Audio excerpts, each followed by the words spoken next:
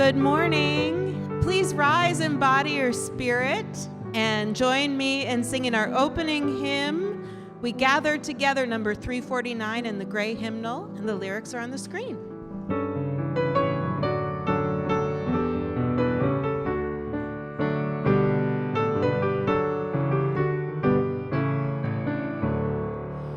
We gather together in joyful thanksgiving, acclaiming Creator whose bounty we share. Both sorrow and gladness we find now in our living. We sing a hymn of praise to the life that we bear. We gather together to join in the journey, confirming community, our passage to be a true affirmation in joy and tribulation, when bound to human care and hope that we are free. Please be seated.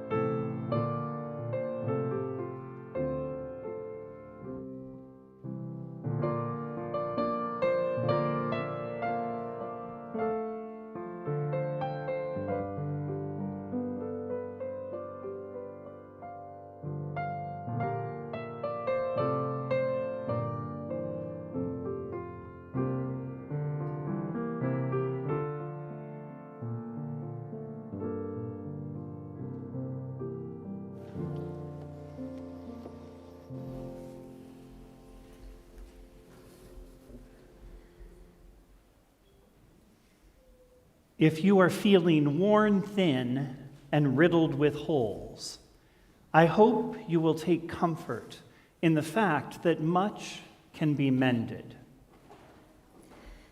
Mending comes in many forms. And be aware, mending won't make a thing new. You will be the same as what makes you, you.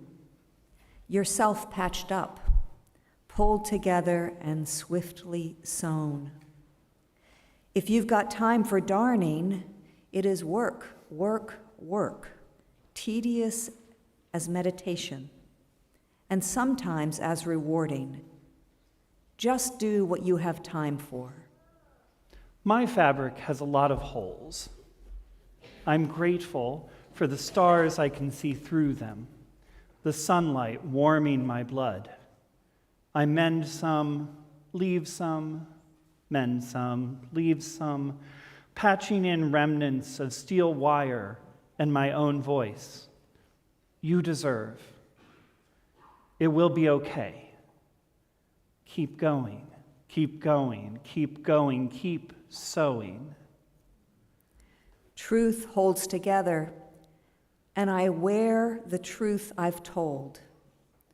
When places in life tear and wear thin, examine the frayed edges and the threadbare patches.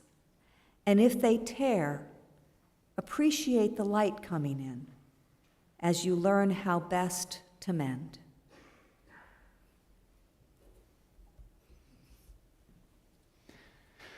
For every time we make a mistake and we decide to start again, we light this chalice.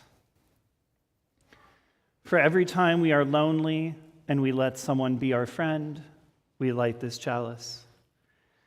For every time we are disappointed and we choose to hope, we light this chalice.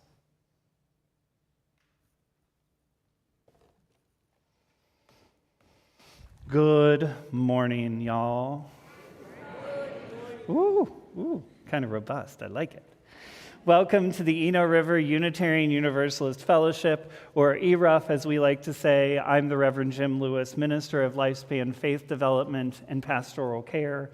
And whoever you are, wherever you come from, whatever your race, gender identities, or whomever you love, and wherever you are in your spiritual journey or your search for truth, meaning, and liberation, you are welcome here in beloved community.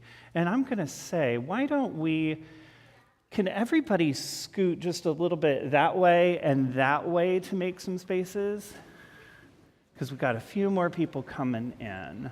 We want to make sure they have a place to plant for a time. Uh-oh, people talking to each other. Y'all like talking to each other. I love it.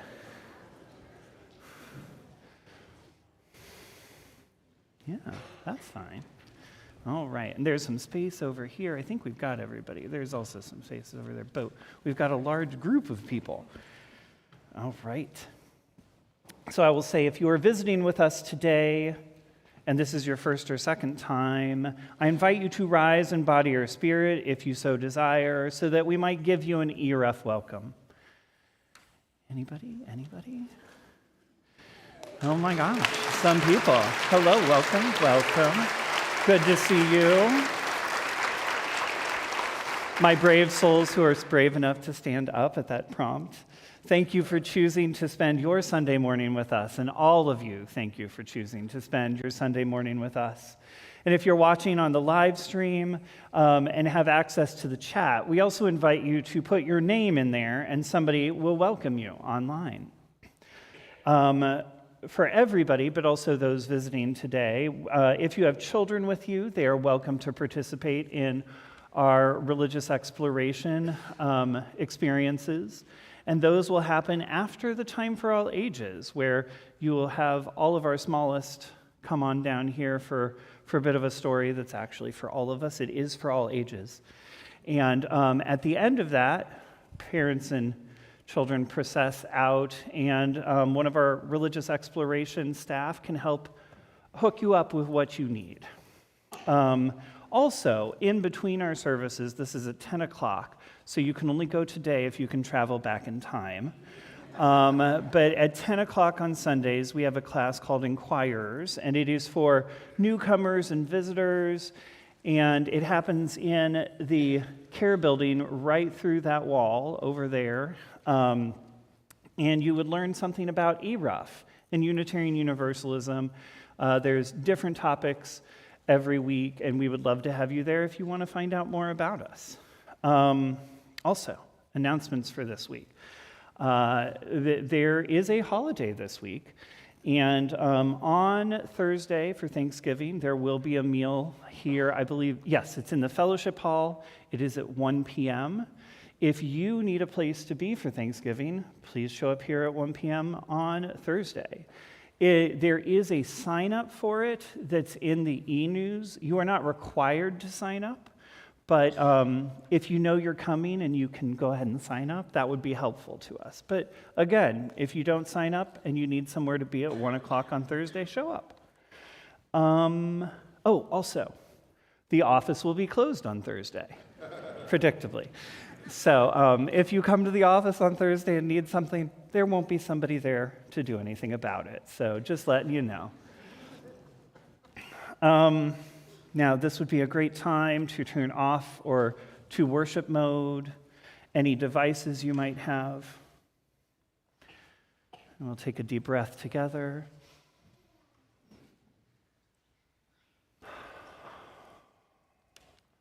And as we begin worship today for our Weaving Beloved community, we have Caleb Graves, our Justice Coordinator, here to talk about the Helene Relief Collection for this month's Giving Sunday.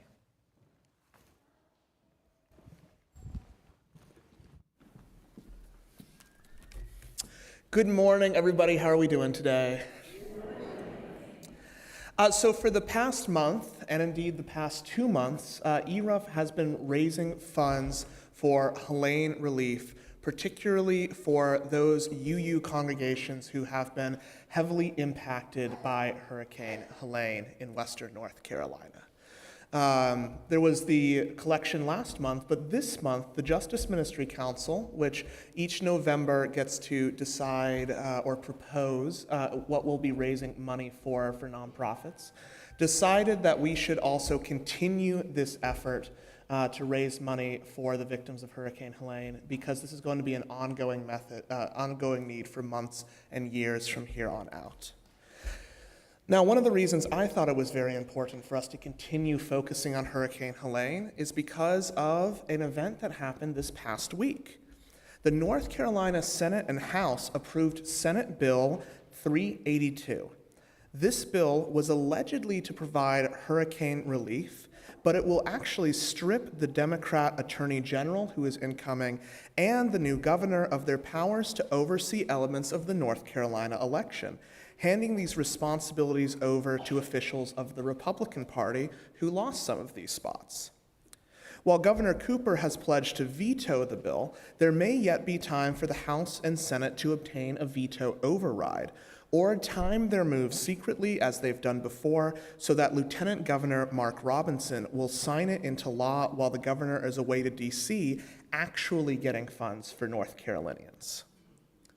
Now, why do I bring this up? I bring this up because it is clear that all our struggles are connected. There is not a queer struggle over here, and an immigrant struggle over here, and a struggle for democracy over here. These things are all indeed bound together. In a system of power which often dictates the forms and events of our lives, all forms of injustice affect one another, impact one another, and further entrench one another. This is why the Justice Ministry, those ERUUFians that I respect and work so closely with, who have dedicated themselves to the cause of justice, chose Hurricane Helene relief for our Giving Sundays this November. We recognize that this intense hurricane is the consequence of climate change. It's brought into our own state and has been especially impactful on those in society who experience marginalization socially, legally, and otherwise. We heard stories of immigrant residents who were terrified by border enforcement personnel who were spread throughout the region, allegedly just for volunteering. Food pantries also went empty the same time that grocery stores went empty. And these food pantries are institutions which LGBTQ people in Appalachia especially disproportionately rely on. Those who have disabilities were forced to hurdle many additional obstacles to exercise their right to vote, as this disaster happened just before the election. So as we give for those affected by Helene on this last Sunday, and you can do so by going to the ERUUF website, there's a link there, and you can also find this in our e-news. And as we perform our justice work going into the holiday season and prepare for all that we know is coming in the new year, may we remember that, as Dr. King said in his letter from Birmingham jail, injustice anywhere is a threat to justice everywhere. We are caught in an inescapable network of mutuality, tied in a single garment of destiny. Whatever affects one directly affects all indirectly.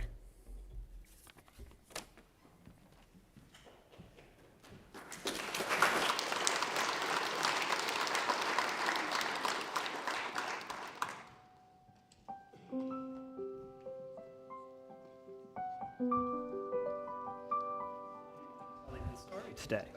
I am not doing the time for all ages, but we are welcoming up a guest to do so. Thank you. All righty. Good morning. Yeah, come on down. You know the drill. The smallest, the tallest, the mediumest, the young, and the young at heart. All welcome. I'm 6. Hi there. This is my baby. She is lovely. I named her Lulu. Lulu. Well, hello, Lulu.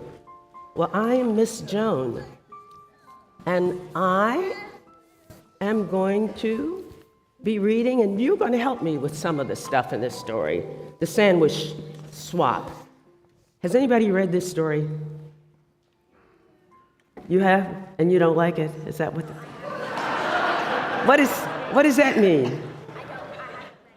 Oh, you haven't read it. Oh, I'm old. You got to explain these things to me. So don't give the story away if you've already read it. This is my baby doll from when I was a baby. All right. Well, she can listen to the story too. Really And this story. I want you and what's your baby doll's name? Lulu. You and Lulu to know what this story is about, and just. I don't know because I never read it. But I'm about to tell you, and then I'm going to read it. Tell me, does anyone here or there have other children in their family? Okay. And if you, who's an only child? Any only child? Do you have friends? You have friends? Everybody, who's got friends? Huh? I have a friend that moved to a different place. Me too. Okay. So this story is about, have you ever gotten squabbles with your friends, like little arguments, or the other kids in your family, and something really little turned into something really big, and you got really mad, and you got into an argument or a fight or a squabble all over this little thing. And this is a story about two friends whose little squabble turned into a big thing. And how, because they wanted to mend it, they wanted to repair their friendship, they brought it back together again. My sister got a whole squabble about which chair she was sitting in. About which chair she was sitting in? I don't even want to tell you some of the things I've gotten upset about in my life. So, it all began with a peanut butter and jelly sandwich. If you can see the pictures better looking over there, that's fine. Whichever works better for you. That looks so weirder than the other one. Okay. It looks different. And it ended with a hummus sandwich. Salma and Lily were best friends at school. They drew pictures together. They played on the swings together.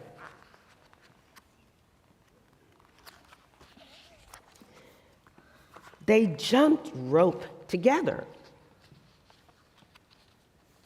They were better page turners than Miss Joan is, too.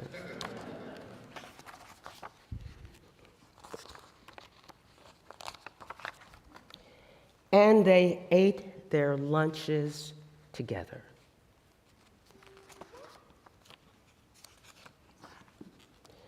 But just what they ate was a little bit different. Lily ate a peanut butter jelly sandwich every day for lunch. Salma ate a hummus and pita sandwich every day for lunch. And although Lily never said it out loud, she thought Salma's sandwich looked weird and yucky. She felt terrible that her friend had to eat that icky chickpea paste every day. Say this with me. Ooh, yuck. I mean, a little more gusto. Ooh, yuck. And although Salma never said it out loud, she thought Lily's sandwich looked strange and gross.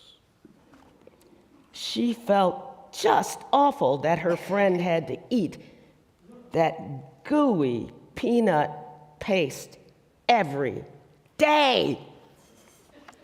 Say with me. Ooh, gross. Ooh, ugh. Oh, my gracious. Then one day, Lily just couldn't hold back those pesky thoughts any longer. Your sandwich looks kind of yucky, she blurted out. What did you say? Salma asked, thinking she must have misunderstood her friend. I said, your sandwich looks yucky. Salma frowned. She looked down at the thin, soft bread, and she thought of her beautiful, smiling mother as she carefully cut Salma's sandwich into 2 neat halves.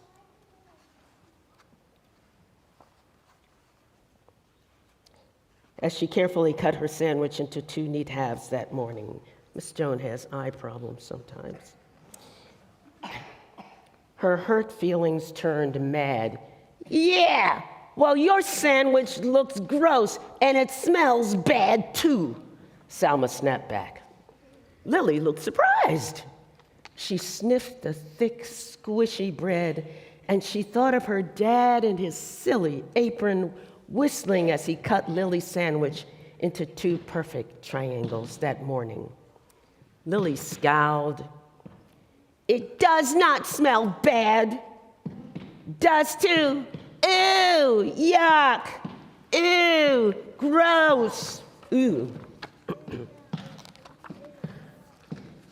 That afternoon, the friends did not draw pictures together. They did not swing together. They did not jump rope together either. The next day, Salma ate her lunch at one table, and Lily ate her lunch at another. Meanwhile, the peanut butter and hummus story had spread, and everyone began choosing sides. Each side had something not so nice to say about the other. Peanut butter breath, jelly heads, garlic breath, chickpea brains. Pretty soon, the rude insults had nothing at all to do with peanut butter or hummus. You're weird. You're stupid. You look funny. You dress dumb. And then it happened. Somebody yelled. What did they yell? Food fight! Peanut butter and hummus sandwiches and other lunch favorites began flying back and forth between both sides of the lunchroom. They stuck to the walls. They stuck to the ceiling. They stuck to the lunch lady. When the sandwiches were all gone, pudding cups and applesauce and carrot sticks and took flight. Salma and Lily looked at one another from across the rowdy, splattered room. They both felt ashamed of what they saw. They both felt really ashamed when the principal called them into her office after they helped clean up the mess. Of course, they should help clean up the mess. The following day, Salma set her lunch down across from Lily's. The two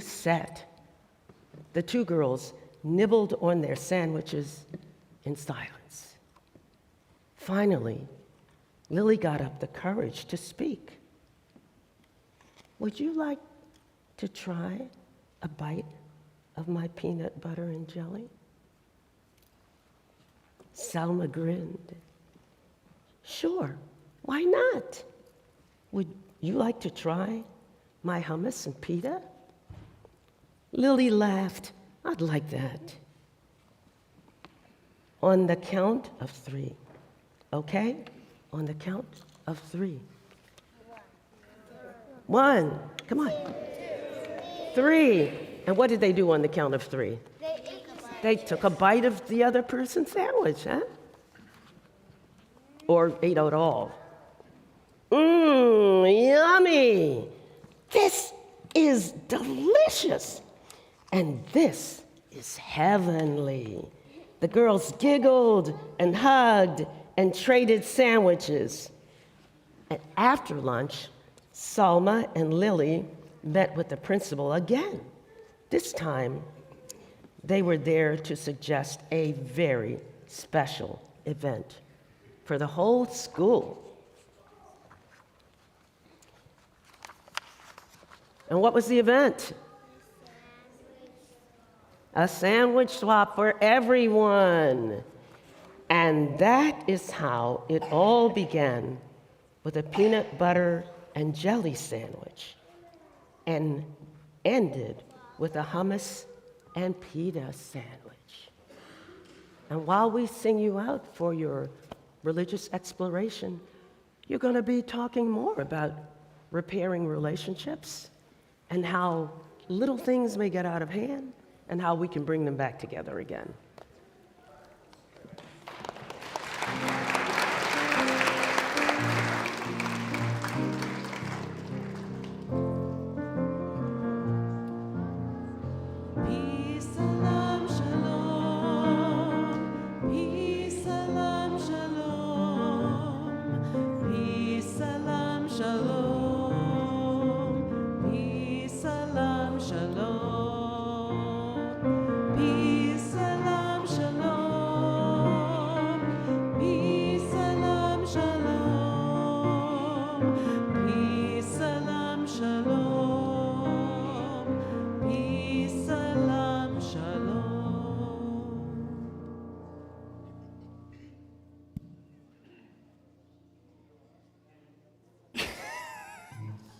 So sorry. Please turn and greet your neighbor. Please. Especially someone you don't know.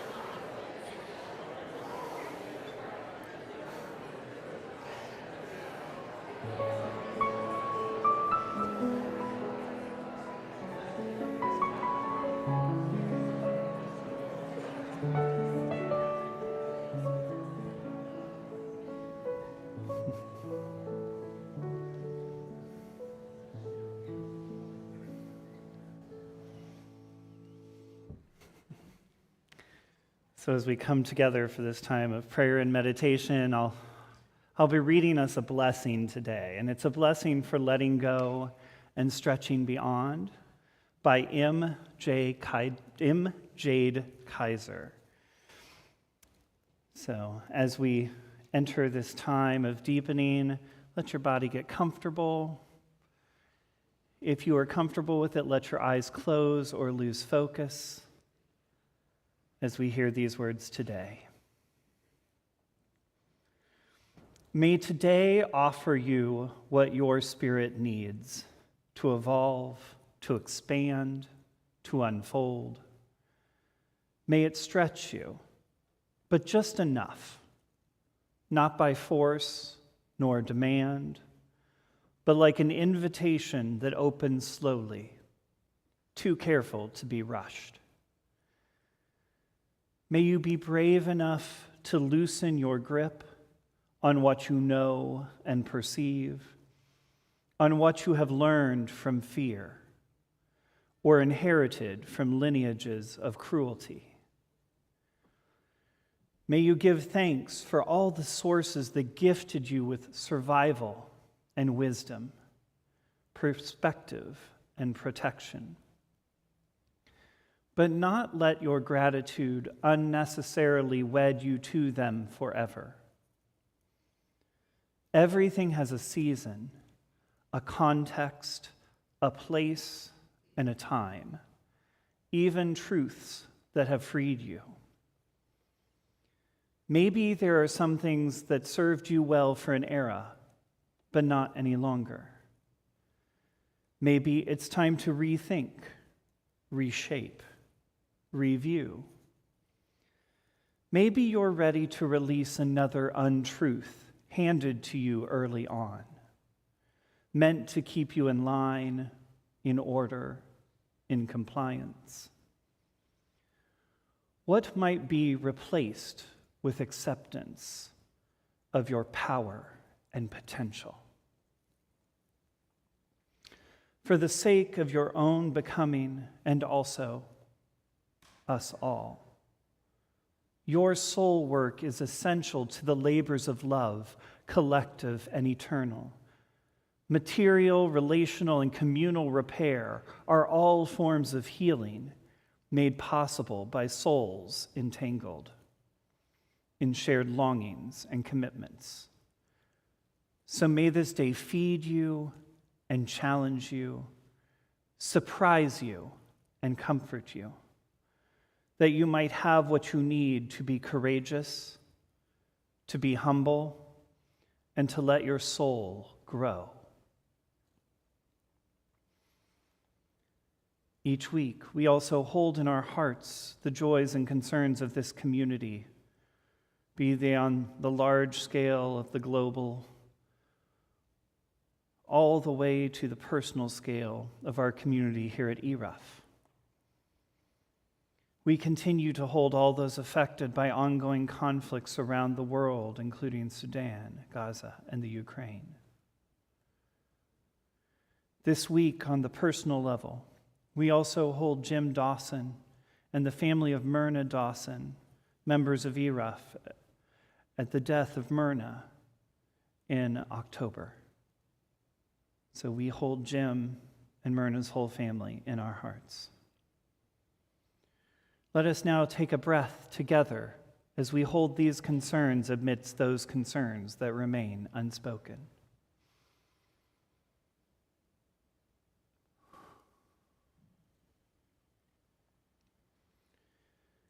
And also, let us take a moment to hold all those joys and possibilities that lay before us in life. What gives us sustenance and resilience? Let us hold those unspoken joys and possibilities in this time as we take one more breath.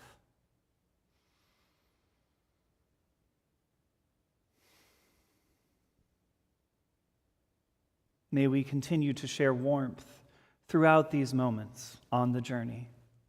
Amen and blessed be.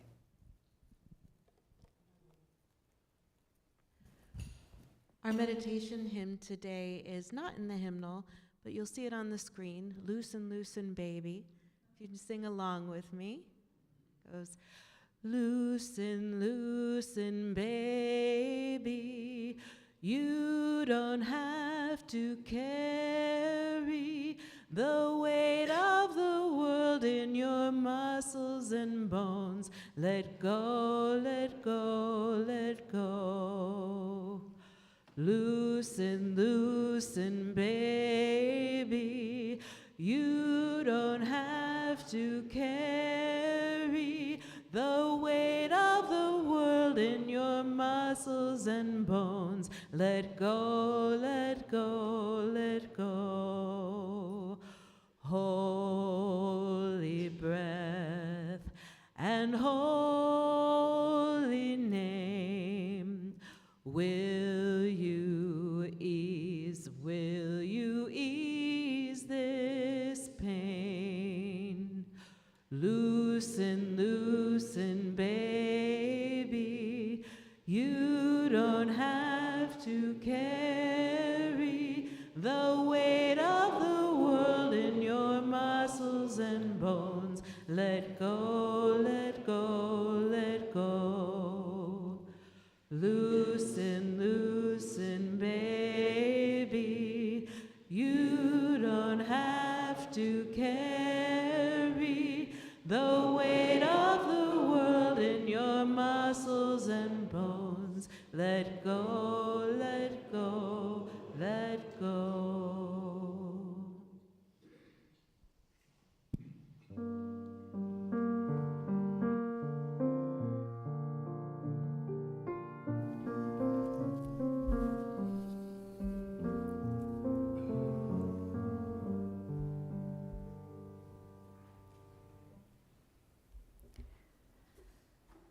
My dad was a reconnaissance pilot who flew jets over Vietnam in 1968. It was a dangerous job. Only half of the pilots in his squadron survived their tour of duty. 5 years after he returned from Vietnam, my parents' marriage broke up. I was 12 years old and devastated. My dad drove away unexpectedly and without saying goodbye. First to Austin, Texas, then San Bernardino, then Izmir, Turkey. I saw him twice a year while I was a teenager, for a few days at Christmas and for a week in the summer. I missed him terribly. Visiting was heart-wrenchingly painful, and I often felt tied up in knots. His absence in our lives and confusion about how he could have left me and my sister hung over our relationship.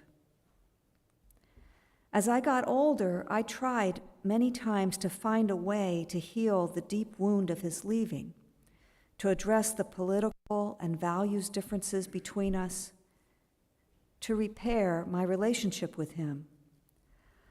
I even lived with my dad and my stepmom for a summer during college. That was a disaster. My failed attempts at connection just dug the painful hole in my heart deeper. After more than 20 years of trying, I gave up and stayed emotionally distant, just doing enough to maintain occasional visits and keep the relationship going. I was friendly, but internally I was still tied up in knots, confused and heartbroken and angry. How is it that so many attempts to heal had failed? Why did it still hurt so much? Then in August 2012, he called. After decades of smoking, he had developed lung cancer. He said the treatment wasn't so bad. He felt okay, and he was doing fine. I visited him for his birthday in November, and he was cheerful and more present, delighted that my sister and I had come. Then in early December, my stepmom, Jill, called and said he had been admitted to the hospital for pneumonia.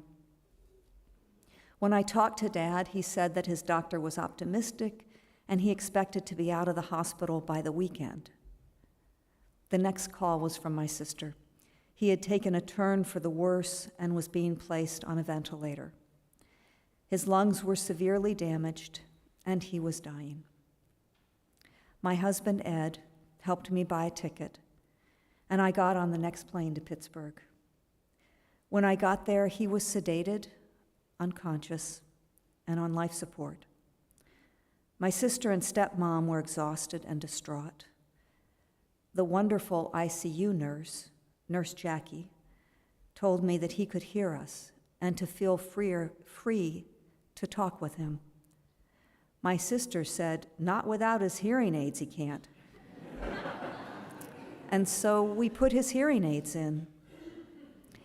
And I talked with him.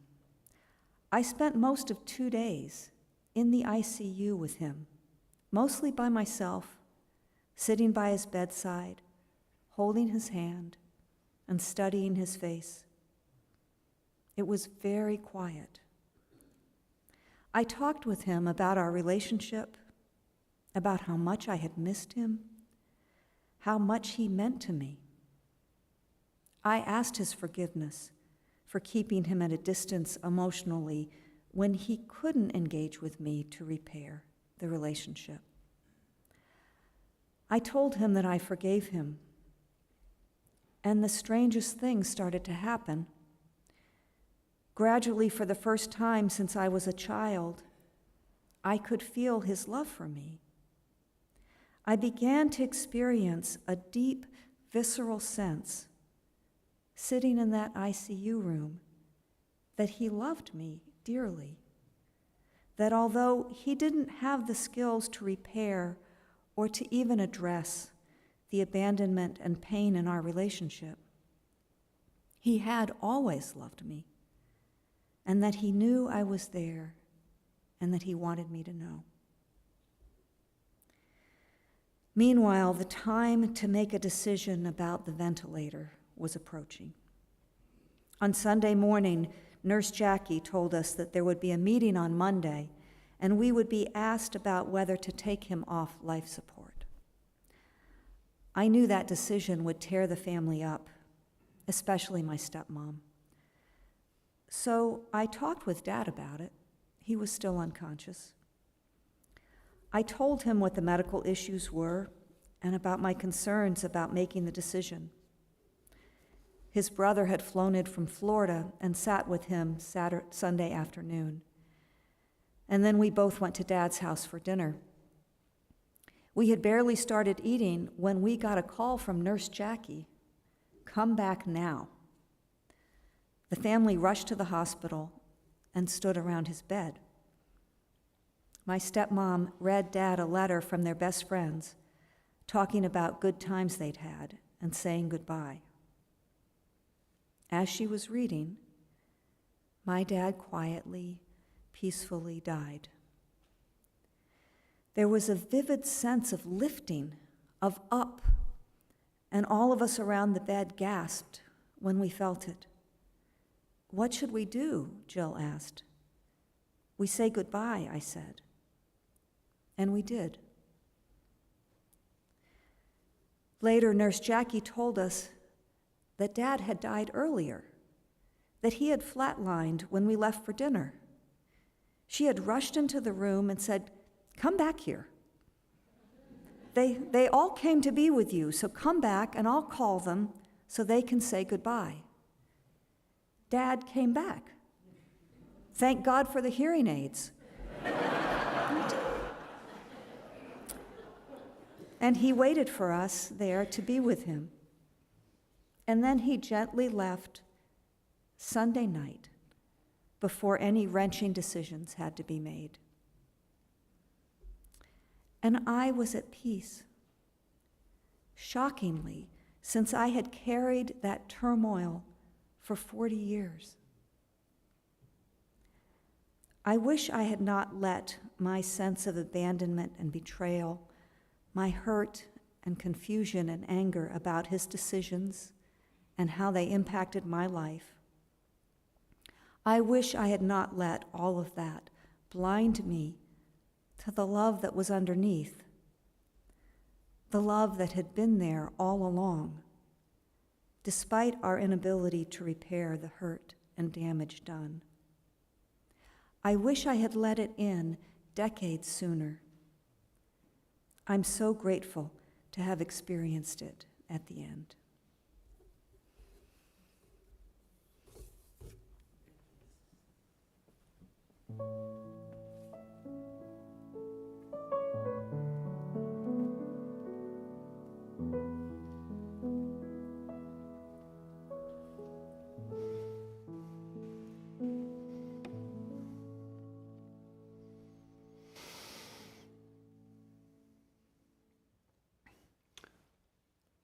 Sometimes you choose a sermon topic and then you realize that there's 4 sermons and you can only tell one. So this is a much denser topic than you will probably hear all of today. Anyway, picture this. It was around 2013. I was in seminary in California, living with the man I would eventually marry and divorce. Story for another time. My mother was in Missouri, working and coping with her COPD, a breathing disease that worsens as you age, and while they can treat it, it never gets better than it is. The mere diagnosis of COPD had been hard on her, as her mother had died of the same disease about 20 years before. And it was after her mother had been, just after her mother had been diagnosed, actually. My mother was struggling with grief and fear and was having a hard time admitting to that, or maybe even realizing that she was having grief and fear. So one day, seemingly out of nowhere, my boyfriend calls me and says, "Go look at what your mother posted on my Facebook wall." Never a good call. In retrospect, them becoming Facebook friends was definitely a mistake, and their Facebook friendship ended this day. Because when I looked at his Facebook wall, my mother had posted there, well, I will try and say this gently, it was a very graphic picture that probably would not have been allowed on a Facebook wall now that strongly implied that my mother was against abortion. I'll leave it at that. So my mother and I frequently had different opinions on, well, things some folks nowadays might say are political. In my mind then and now, these things are not political. They are values issues, which are outside of politics that bills and laws get written about. Things like making sure everyone has basic human rights across many different areas, but including bodily autonomy and the right to an abortion. But my mother and I, we frequently had different opinions. She was a person with a wicked sense of humor, clever and biting, but sometimes when you have a biting sense of humor, someone ends up getting bitten. In this case, my boyfriend. So I gave her a call. Gave my mother a call, and it went something like this. "So why did you post that picture on my boyfriend's Facebook wall?" "I just wanted to start a conversation." "Mom, it was very graphic. It wasn't anything personal, but it wasn't okay. Why are you attacking me right now?" And it went on from there, which is how I will summarize that we did not repair our relationship on that day, which is probably pretty obvious from that conversation. How many of us have, either now or in the past, beloved family members who, for one or more reasons, we do not have a peaceful relationship with? Anyone? Bueller?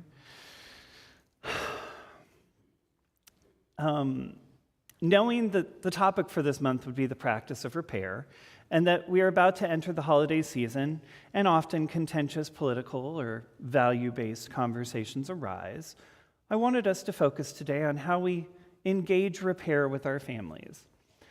Spoiler alert, there are no easy answers here.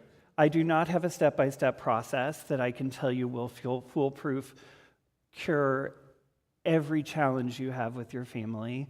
I will not even say that every challenge should be repaired. So if I could say all of those things, that miraculously that could all be done, wow. I can't even imagine what that would be like to hold that, and I don't think it's possible.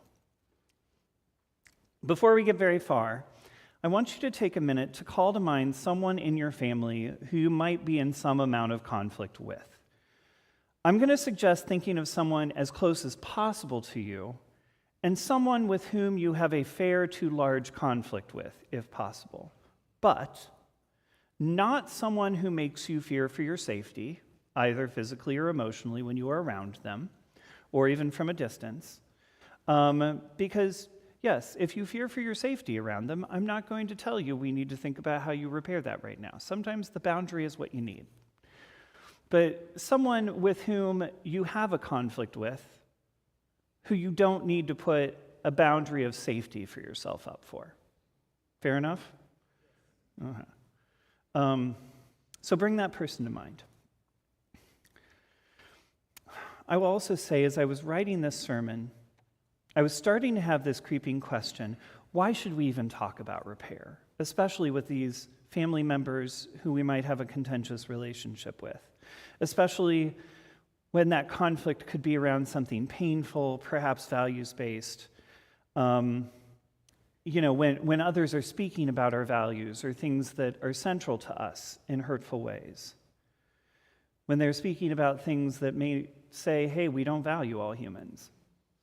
Why does this warrant our time today? At the center of this sermon is the importance of interdependence. Both the 7 principles in our former framing of Article 2 and our current framing of Article 2 of the UUA bylaws reference the interdependent web of all existence. When this was first added to Article 2 of the UUA bylaws in 1985, the focus was more on how the interdependent web impacts our striving for environmental justice. And that is true. And today, the words in Article 2 do tend toward that reading. But for myself, I have long read the idea of the interdependent web of all existence to also refer to us, too, as people affecting each other in an interdependent web of our relationships. This was only amplified in seminary for me by reading the Abhidharma, a Buddhist text that systematizes the highest Buddhist teachings. It is not nearly as entertaining as the sutras. It is very dense, but very interesting. And also as I was coming more into my connection with process theology. So these frameworks reminded me and taught me and reinforced to me that everything impacts something. And that means that all we do affects something, be that in the most tiny ways to the largest ways. And even by not doing something, we are in fact doing something. By choosing not to act, we also have an impact in some ways. So I want to ask you, bring back to mind that person who you're connected with in your family, as long as it does not harm you. And I implore you, as long as it does not harm you, to stay in contact with them, to stay open to them in ways, not to change your values, not to change what you believe necessarily, but to stay open to them. Because there are a few people they will listen to conflicting viewpoints from, and you might be one of those people because you are a family member. You know, that's not a short process. That's not a, hey, I'm going to say something one time to you and you're going to change your mind. But you are more likely to impact them than someone they don't know and they don't trust on social media or on the news. I've been reading and listening to a book lately. It's called Let This Radicalize You: Organizing and the Revolution of Reciprocal Care. And it's by organizers Kelly Hayes and Mariame Kaba. Hayes and Kaba talk about the importance of resisting misanthropy at times like this. While they mean it more broadly, I connect it into this conversation about family And I want to offer you a longer quote from them that I feel is really rich. It holds a lot of content. And it's actually something that's given me hope. You might have to wait a second till you get to the hopeful part. Just know that. So here's this quote from Hayes and Kaba. We have heard it many times, often from exasperated activists. I give up on people. We sometimes hear these words in the wake of electoral outcomes or when the public has been unresponsive to a crisis. It is the voice of exhaustion. We empathize with that exhaustion. The natural world is being killed by corporations and the military-industrial complex, while millions of people languish in prisons and disabled people are treated as disposable the world over. Indigenous people are murdered for defending the land and water, while anti-Black racism, homophobia, and transphobia drive violence daily. When people fail to act against these forces or fail to even denounce them, our frustration is valid. People should be moved by injustice, and they should take action. When they don't, it's easy to judge them for their failures and release ourselves from any further obligations toward them. But when we assess the conditions that precipitate our struggles, we can see that they are not being orchestrated by most people. Most people are merely cooperating with the world as they understand it, either under the threat of violence or because they are navigating the illusions that were constructed around them. As humans on earth in these times, we are raised into a rigged game, traumatized by its violence and coached to replicate its dynamics. We're surrounded by lies, illusions, and coercion. We are sold punishment as justice and annihilation as progress. And many people cannot imagine anything else. But just as we do not abandon people who we love who are in crisis, we have not given up on humanity. We have witnessed transformation too often to dismiss its possibility, and we have an obligation to that possibility in individual lives and in larger groups of people. While Hayes and Kaba talk about all these frightening things in the world, disillusionment, pain, lies, in their text, they also have numerous stories of times that organized care in communities has had a substantial impact on the lives of individuals and entire communities, and sometimes even on the systems. So while they do not ignore pain, they also see what is possible. I was blessed to see what not giving up on my parents could manifest, at least in small ways. I saw a continued connection with my father shift his racism and homophobia. Now, honestly, I didn't shift it. He had a crush on somebody in his tiny, tiny town in the middle of nowhere in Missouri. And he would occasionally say racist and homophobic things, and the woman he had a crush on had a biracial son, and her best friend was gay, and he would say some things, and she's like, if you're going to say that, I'm not going to talk to you anymore. And he's like, oh, And so he did some work on himself. But he did some work on himself because somebody he cared about stayed in relationship with him. I like to think I had a little impact too, but not nearly as much as she did, honestly. Like, my presence was a little bit helpful, but not nearly as much as hers. And my mother. I will say there came a point in my relationship with my mother where I looked at her and I realized she could never be the mother I needed her to be. And I grieved that. And talking to her was quite hard sometimes in that process. But toward the end of her life, we began to have some deeper conversations, I found out she was actually pregnant with me while she wasn't married.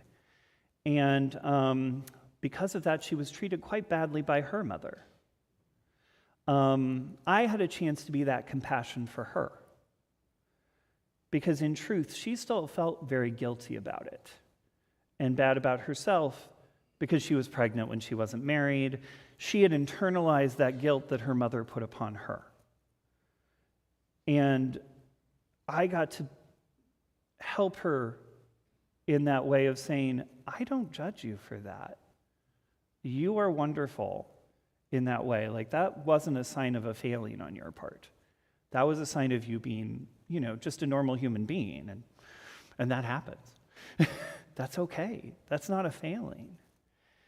And again, I had to be in contact with her for that to happen. It didn't fix everything, but it was a little bit. So in that being present, we may have the opportunities to show folks, like my father, a more caring view of the world. Or like my mother, we might show them a little bit of what Caleb mentioned earlier today, that none of our struggles are ours alone. Our rights and liberation are tied up together. Words of MLK say that. Words of Fannie Lou Hamer say that. And many, many others. That our rights and liberation are tied up together. Now, obviously, none of this is easy. First of all, you have to start with people where they are. That's really uncomfortable most of the time, frankly. You know that?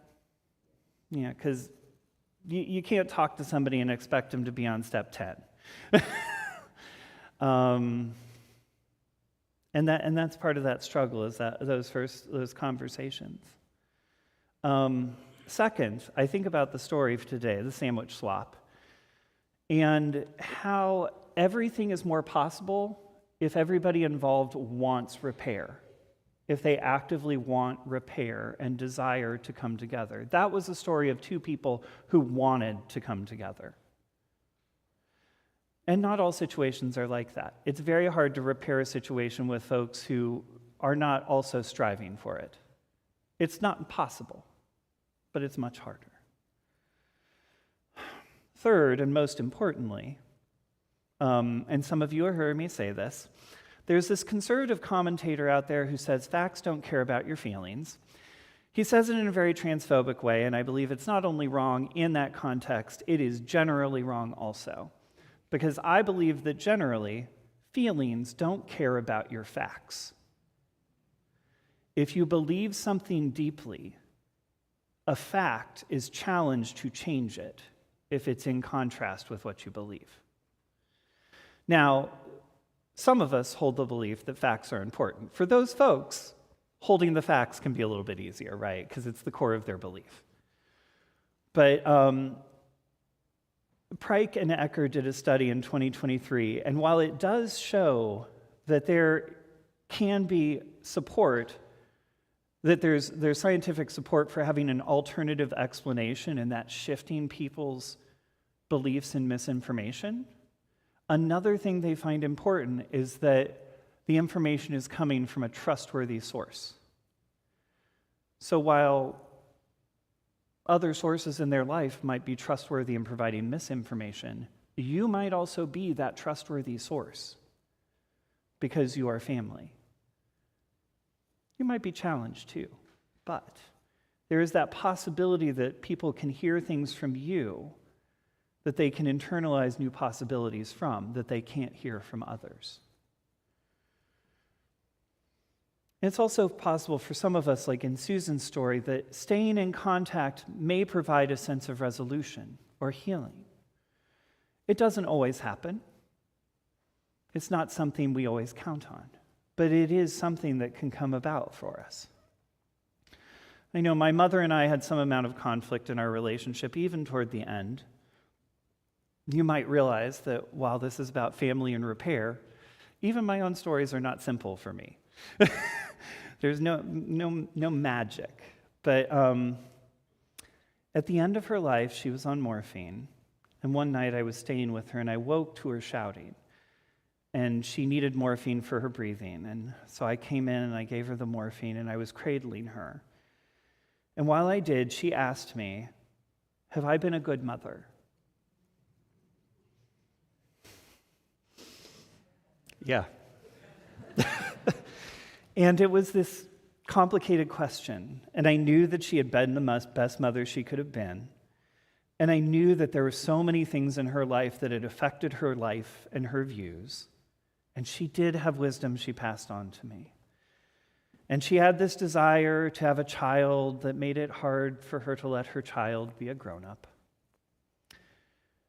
But there was not a lack of desire to love. So I gave her the answer that she and our relationship needed. I told her yes, she was a good mother. I chose to do my unpacking with my therapist. Because it was true in ways, and also there was more to unpack. And I was like, let's not unpack it with you. We're here right now. Bless my therapist. But it has helped me focus in and ruminate on the ways that she was a good and delightful parent as I remember her after her death. There's one piece I want to add to this sermon.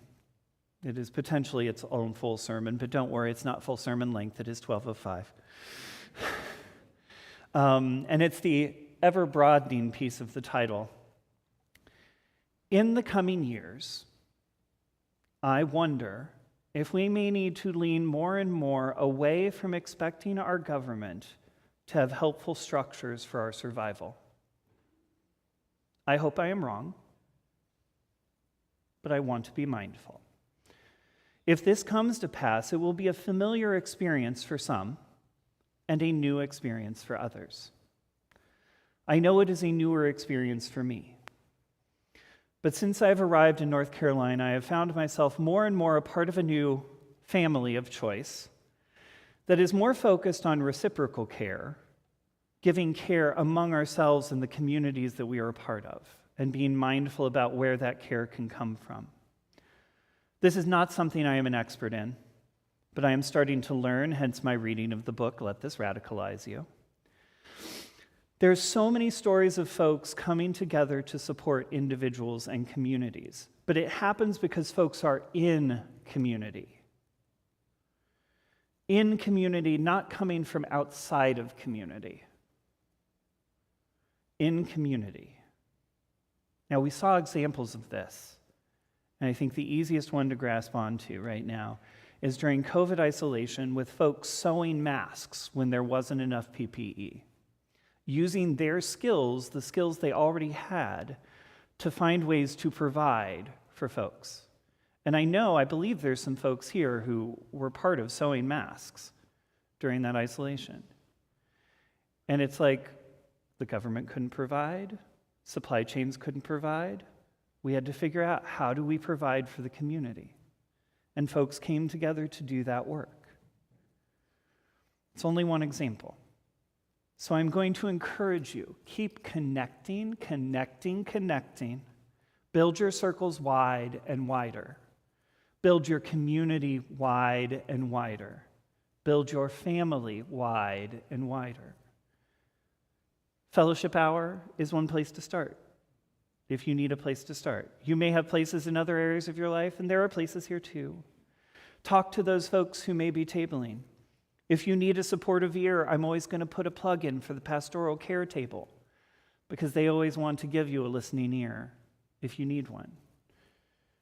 And if there's ways that you can also help and provide for others, that's happening at almost every table. They're seeing, hey, plug into these ways that we might see, where might your skills meet with how the community comes together. And as you grow community, remember, in that community family, the desire to repair is just as important, if not more so, because sometimes it can feel easy to let go of people over a small disagreement when we're not related to them. And sometimes it's worth it to think about how we come together and repair those also. Because it's important to set boundaries that are healthy for you, And also, you want to treat your relationships seriously. In so many ways, these relationships will be what makes the future possible. Amen and blessed be.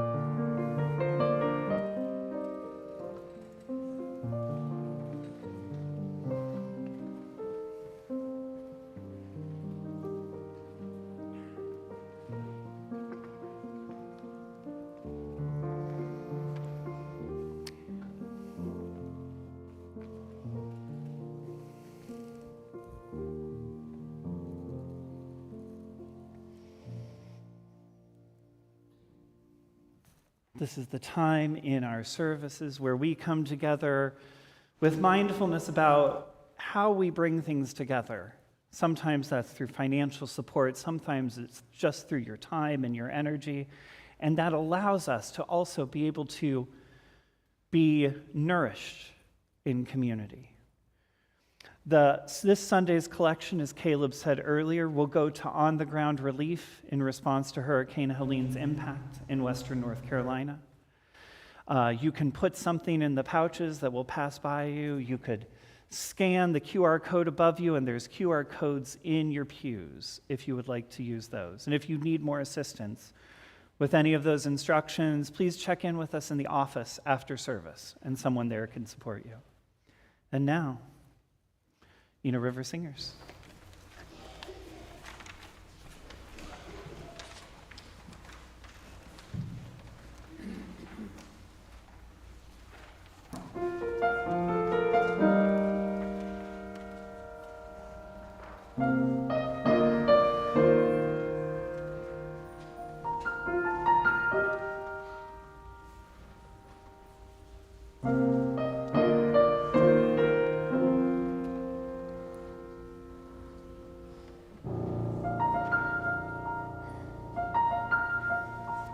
Does the world say that you don't look the right way?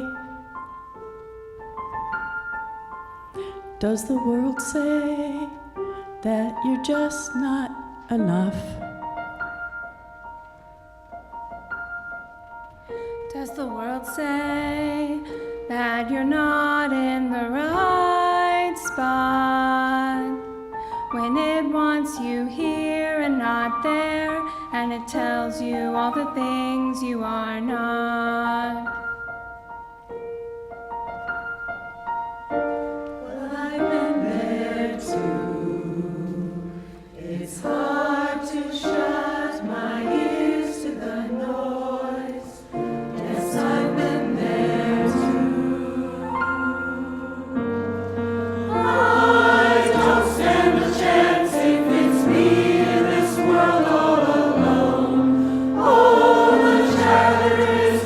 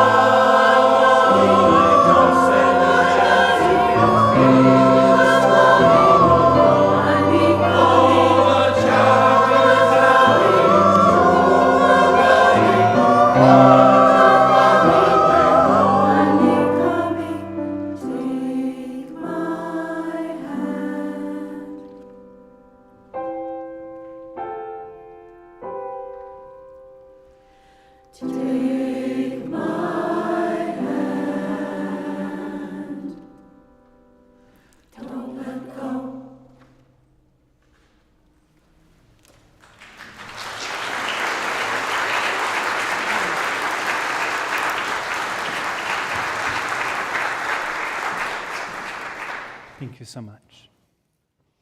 We give thanks for all of the many gifts of beloved community, especially the gift of belonging. And now Wendy will lead us in our closing hymn.